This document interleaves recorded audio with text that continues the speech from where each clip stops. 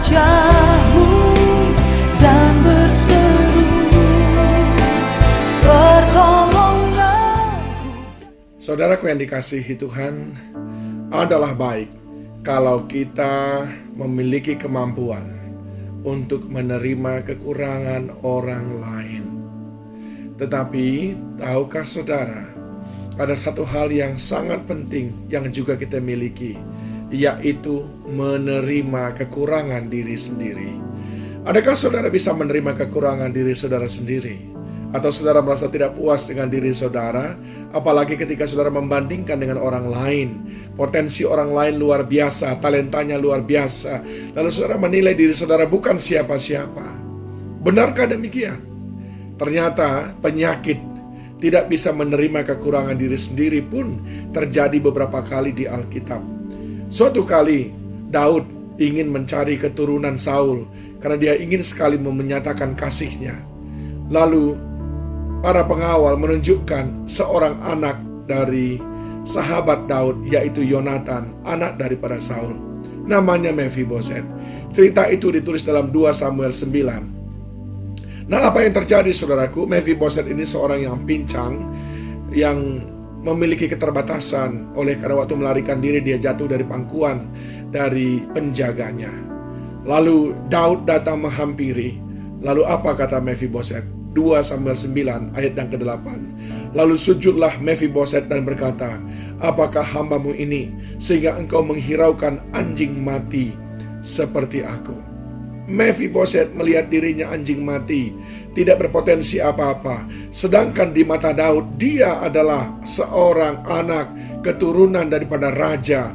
Dia mestinya mulia, dia mestinya pantas dihargai. Tapi tidak demikian dengan Mephiboset melihat kelemahannya. Begitu juga dalam kisah Rut dan Naomi. Dalam Rut pasal yang pertama, ketika Naomi dan Rut pulang, apa kata Naomi kepada orang satu kampungnya? Dia berkata begini, dalam Rut 1 ayat 20, janganlah sebut aku Naomi, sebutkanlah aku Mara, sebab yang Maha Kuasa telah melakukan banyak yang pahit kepadaku. Itu adalah ekspresi kepahitan, tidak bisa menerima kekurangan, kelemahan, persoalan yang terjadi dalam hidupnya. Tidak bisa menerima masa lalu yang membuat dia penuh kekurangan pada hari ini. Saudaraku, kita tidak mungkin bisa menerima kekurangan orang lain ketika kita belum bisa menerima kekurangan diri kita sendiri. Oleh sebab itu penting sekali bagi kita untuk belajar menerima kekurangan diri sendiri. Sebetulnya apa yang Tuhan maksudkan sehingga Dia mengizinkan kita memiliki kekurangan demi kekurangan? Yang pertama, Tuhan mau lewat kekurangan yang ada pada kita, lewat kelemahan yang ada pada kita, itu mendorong kita untuk mengenal pencipta kita, sehingga kepadanya kita bermohon. Tuhan mau supaya lewat apa yang ada pada kita, yang kita anggap kurang sempurna, yang kurang baik, itu membuat kita mencari tahu siapa pencipta kita, mengapa dia menciptakan kita seperti ini, apa maksudnya. Adakah kita ini ciptaan yang kelas 10, sementara orang lain kelas 1? Bukankah dalam Yesaya pasal 43 ayat yang keempat dia berkata, sebab Aku ini sangat mengasihi engkau, karena engkau berharga di mataku dan mulia. Dia tidak berkata, karena kakimu lengkap, engkau berharga di mataku. Dia tidak berkata, karena matamu dua-duanya bisa melihat, engkau adalah mulia. Tidak. Dia tidak berkata, karena perawakanmu bagus, engkau kucinta. Tidak.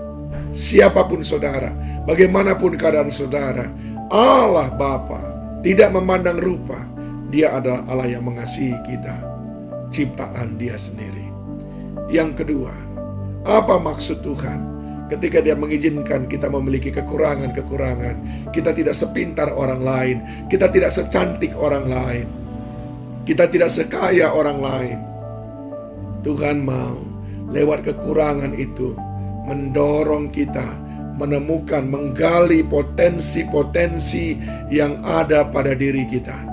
Saudara melihat Ada banyak orang yang tidak sempurna tubuhnya, tetapi akhirnya lewat kekurang sempurnaannya itu, dia mulai menggali potensi-potensi yang ada pada dirinya.